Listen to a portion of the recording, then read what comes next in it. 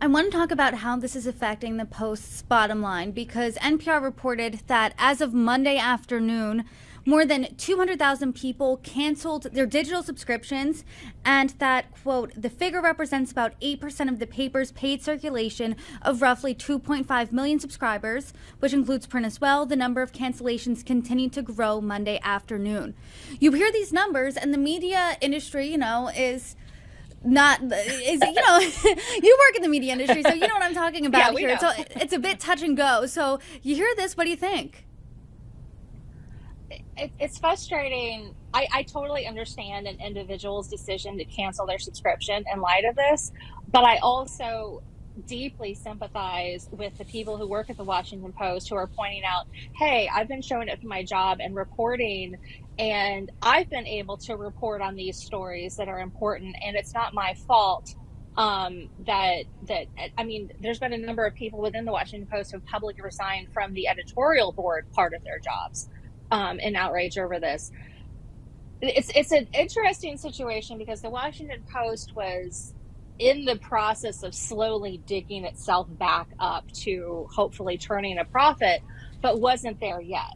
And this is a massive step backwards. Like Elon Musk's takeover of Twitter, that's been colossally the opposite of profitable. Jeff Bezos has the kind of financial ability where he could underwrite the Washington Post to be whatever he wanted.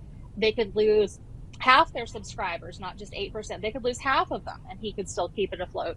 The question is going to be whether he wants to do that, whether he wants to sell it, whether he wants to try to do something new to gain those subscribers back and gain new subscribers.